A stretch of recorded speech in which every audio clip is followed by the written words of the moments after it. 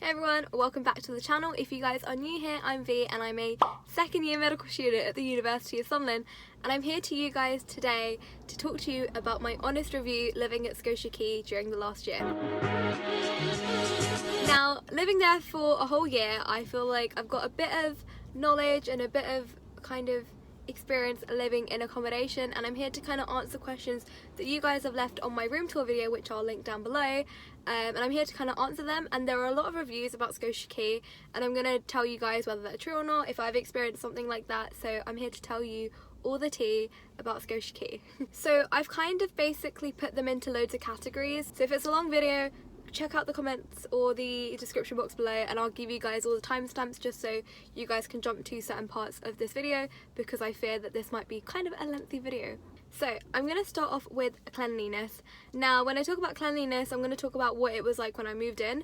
So I moved in September of last year, and when I went into my room, obviously when I walked into the flat, it was actually quite clean. A lot of my flatmates had actually moved in before me, and honestly we were very blessed with a very beautiful kitchen, and our kitchen was very clean when we moved in. My room was pretty clean when I moved in.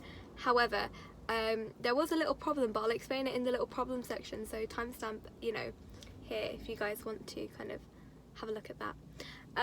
But yeah, basically in terms of the hygiene of the flat, a lot of people have said that they experienced lots of black mold, and I was not a victim to that. I think my shower was very clean. There was no mold in my bathroom, there was no mold in my flatmate's bathroom from all I can remember.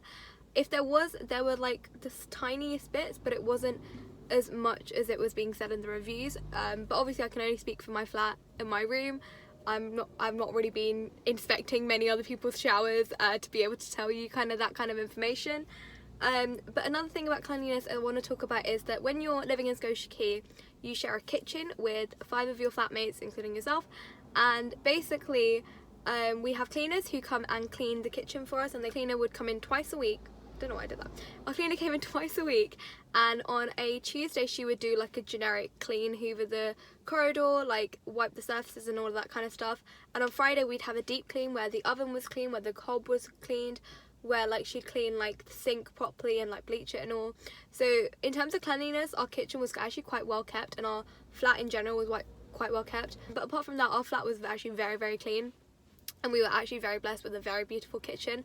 A lot of my friends actually had the older type kitchens. If I can get a picture, I'll put it here. And then this was our kitchen. So yeah, we definitely had a very much more beautiful kitchen. I'm going to talk about the facilities in the flat first, because I'm yet to actually discover if there is like a common room, if there's like a social place where people can gather, because during COVID we were actually just said to kind of stay within our flat, stay within our social bubbles, so there wasn't really much we could explore. But basically I'm just going to kind of talk about things in the flat. So with your flat, if you move into Scotia Quay, you have your kitchen that you share with your 4 other flatmates. You have a storeroom which has like the ironing board, the hoover, the iron and all that kind of, the mop and all that kind of stuff, and then you have your room. Now in your room you get, I'll link my room tour video down below. I'm going to keep referring to that, but look at the room tour video, have a look at what the room's like. It's a lot more of an in-depth kind of video. But you get a desk, you get a wardrobe, you get a notice board, you get your shelves, you get a single bed, you get a chest of drawers, you have a mini fridge, which honestly was an absolute lifesaver. My lazy bum could not move to the kitchen to go get certain foods, so all my snacks were kept into the kitchen. So it was very handy having a mini fridge. You'd have your shower, you'd have your toilet, you'd have a sink, you had a mirror.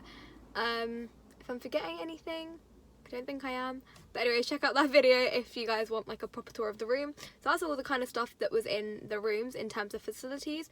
And in terms of other kind of facilities on site of Scotia Quay, you had your laundry, which was in reception, and also like part of one of the other blocks in accommodation.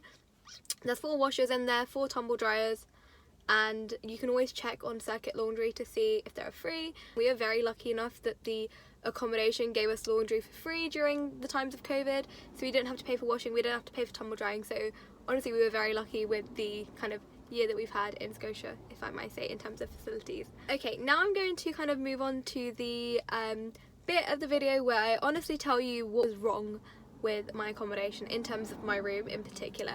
Now I think I very much blessed the future tenant, and I know you're watching this video, of a very nice room because I got a lot of the problems sorted out during my time at Scotia. Now, when I moved in, I was like, oh my god, ensuite, great. Turns out my ensuite did not have a door. So, in fact, my bathroom and my bed, there was like a doorway and there was no door. So if I was going to go to the toilet and if anyone was in my room, they'd be able to see me. If I forgot to close my blinds, someone could see me. I mean, I was on like the third floor, fourth floor, but still, you know, my door wasn't there. My door was non-existent when I moved in. So I reported it to accommodation over email because of the times of COVID that we had, and I didn't really know where reception was. So I emailed them, and within about a week or two, they definitely got me another door. So yeah, they definitely did turn it around in what I thought was a very appropriate time for the fact that it was the middle of the pandemic and the fact that we had actually caught COVID in literally freshers week of uni. So the freshers week of uni, I think we caught COVID and we had then tested positive that Friday following. So basically 2 weeks into uni, I got my door sorted out, and then the next thing kind of broke. So my window broke, I think, just after Christmas. I can't remember. It was on the latch, so I would always have it open just to get a bit of, you know, air into my room, and then I couldn't close it and the cold air just kept getting in. And I remember coming back in January and my room was like a freezer. It was so cold, and I'd reported it to accommodation and then they had someone come in and fix it, and then it kind of broke again. And this was maybe about Easter, and I came back to a room, and I was living by myself at this point because I'd come back 2 weeks earlier than everyone else did, just to kind of like spend time there revising, and I was basically in a freezer. So the morning, the afternoon, slight evening was perfectly fine, but when I went to bed it was so cold. But I was very lucky that the heating was working for me, so I had no problems with the heating. It wasn't that I just couldn't close my door, but basically the problem with the window was if I'd opened it fully, I wasn't able to close it, and if I closed it, I couldn't open it, and it was a bit of a, I think it just got jammed somewhere. But they did very much fix it, maybe about 2 weeks after I did report the issue, and I did have to bring it up twice. That's really in terms of like the major issues that we've had in terms of, I've had in my room, in terms of like things I needed to fix. One more thing that we all generally, I think across the year, had a problem with was hot water. Now, the university carry out checks where they check the hot water, and basically what they do is if the water is too hot, then they'll turn it off. And then it would be a couple of days, maybe a week, until we actually got a hot water in the kitchen back. So we'd have hot water in the shower, we'd have hot water in our bathrooms and everything like that. But in terms of the kitchen, we weren't actually able to like use hot water in the sink. And there was a period of time where we didn't have hot water for about a week or two, I can't remember. And then we'd have to boil the kettle to get hot water to clean our dishes. And it was just very inconvenient, and we never actually quite knew when we'd get our water back. There was certain flats who actually went without water for like 2 to 3 weeks, hot water that is. So if that's kind of like an issue that I'm going to honestly bring up, that definitely did happen. And then one more thing I want to talk about that I completely forgot is my shower broke. This was probably over Easter as well, and I literally could either get very cold showers or very hot showers. But I feel like I was the only person experiencing that issue in terms of like my group of friends, in terms of my flatmates. No one else had that issue, and when I reported it to accommodation, they got it fixed within the week. So that's kind of all I really have to say in terms of them kind of dealing with the issues if you come to them with problems. So yeah, that's kind of my experience of what happened with that. I personally have not had any problems with security and with safety at university. I felt very safe living in accommodation. I'm one to basically just leave the door unlocked on my door. You know, like when I go to bed or whatever, a lot of my flatmates do actually lock their doors. I don't, because I don't know, I just felt really safe at uni.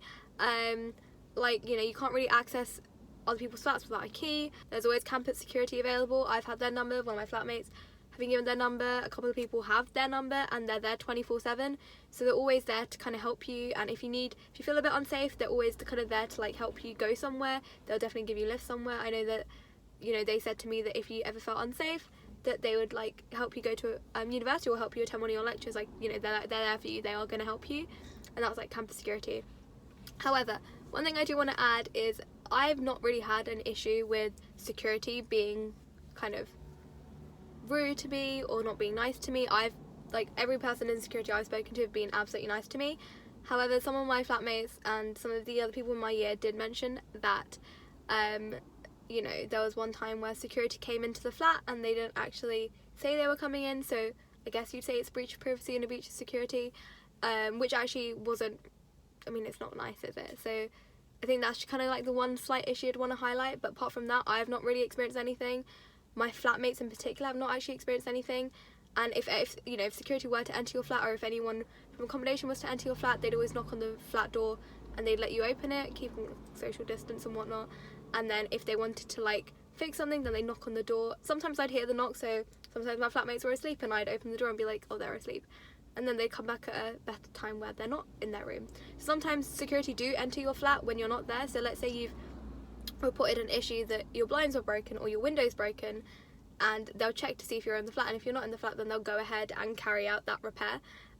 They make us very aware of kind of them doing that, so if security are in your flat or accommodation are in your flat when you're not there, then they're probably just there to fix stuff. But I don't think I've heard anyone have any of their stuff stolen at university.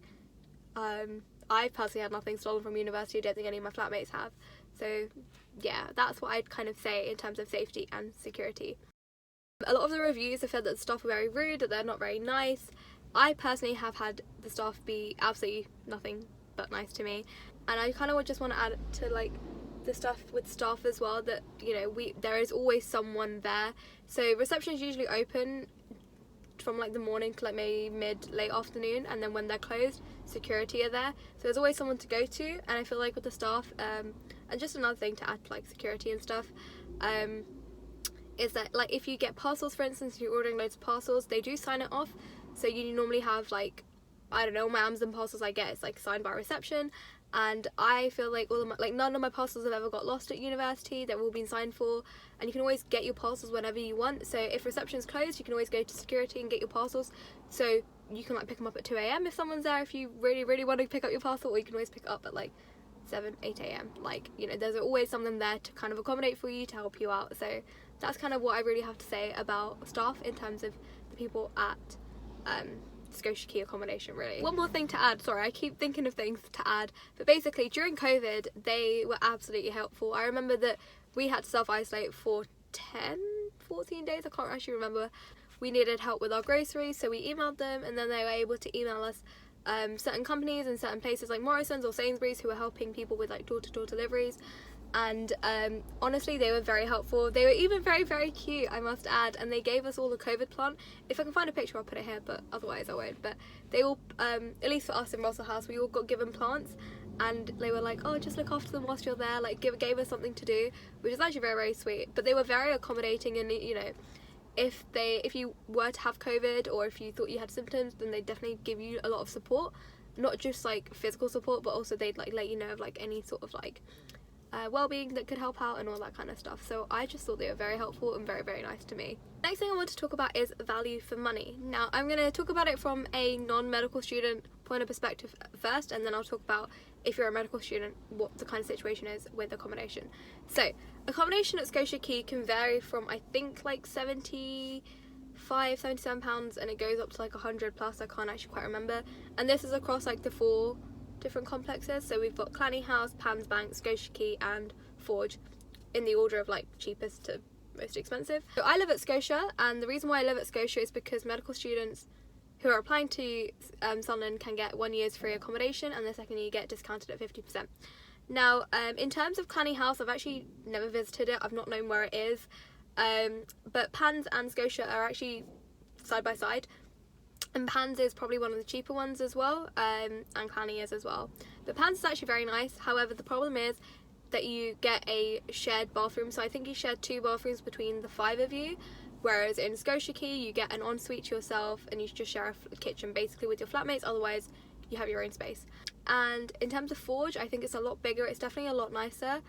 But I've never actually been to the Forge, and neither have I been to Clanny, so I don't really have much to tell you guys about it. The rent roughly for Scotia Quay per week is, I think it's £95.50, and that is if you're a non-medic that is staying in halls at Scotia Quay. If you are applying to do medicine, the university do offer you a bursary where you get 1 year's free accommodation. So we all paid nothing last year. We had no costs for rent, we didn't have to pay any bills, everything was covered for us, which I thought was so nice. And the fact that, like, you know, there was a lot of money that I could save by not paying for accommodation. If you are in first year and you're moving into second year of medicine, you get 50% off your stay at Scotia. So I think you pay roughly about 40 something pounds a week. I don't know, 42, 43 pounds. It comes up to like 1.8k for like the whole year, which I think is so cheap, because I know my friends who live in the south, who are at universities elsewhere that aren't in the north. Their rent is ridiculous. Their rent can range from like 100 to 180 pounds a week for something that wasn't even as nice as my room. So I definitely feel very blessed with the fact that we've been given these bursaries and that we've been given like a room that is very affordable. And I think that's what you get for kind of going to university in the north. A lot of your rent is cheaper, so it definitely just help with like saving money and all that kind of stuff. Okay, one of the next things I wanted to talk about to you guys is location. Now, Sunderland, I think, is, in my opinion, and I think a lot of people would disagree, I actually quite like it. I like how quiet it is. I come from like the hustle and bustle of London, and I find it just very nice to be able to kind of live in a very quiet area. But we are very close to the city. We are very close to the city centre. So you're 10 minutes from Sunderland city centre. We've got a metro line right next to the accommodation. So St Peter's Metro and Sunderland Metro are about 8 to 10 minute walk away, depending on which one you go to. You've got loads of like bars and like pubs that are nearby. So a lot of us on nights out, we'd go to places like Gatsby's, Riley's, Terrace. Can't quite think of the other ones because I actually haven't been out that much. But there's quite a bit in Sunderland to kind of get you by. But if you wanted to kind of go anywhere, then Newcastle's basically about 30 minutes on the metro. I think Durham's actually quite close by. It's maybe like a 30-minute drive. One other thing I want to talk about is the beach. We rinsed the beach literally in the last 2 weeks of uni that we were all there. The beach is so nice, and it's like a 10-minute drive away, if not maybe a 30-minute walk away. I'm not quite sure. I actually haven't walked to the beach yet, but it is a very, very nice place to visit, and the beach is so close by. Like, why wouldn't you go?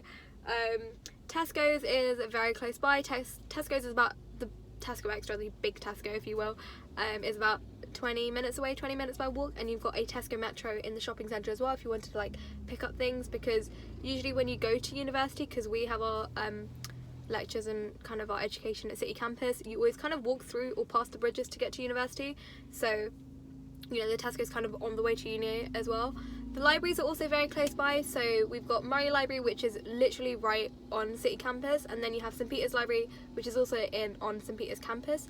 And to kind of get to those campuses, I think with St Peter's you can get a minibus there, and it's probably about a 20-minute walk as well. And then city campus is about a 10-ish 15-minute walk. They're both very, very accessible kind of campuses from Scotia Quay. In fact, a lot of us go to St Peter's and a lot of us actually go to Murray Library. Like, we both kind of use both libraries quite frequently. The minibuses basically take you from the bottom of reception, and it takes you to both campuses, and it can take you to all the other student accommodations as well. Now I'm just going to move on to like the miscellaneous kind of part of this. Is it ensuite or is it not? It is an ensuite. So you get an ensuite, you get your own shower, you get your own toilet, you get your own room basically. So it's very nice living in Scotia Quay. Is it self-catered or is it catered?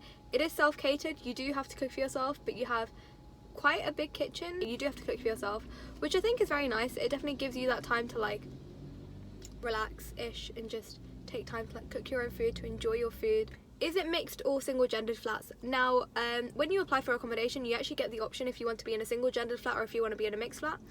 I put down mixed gendered, and I was put into basically an all girls flat, which was not a problem for me. In fact, it definitely made things a lot easier. There are a lot of people who lived in mixed gendered flats. Next year I'm living in a mixed gendered flat, so you know, you do have the option if you want to put it down.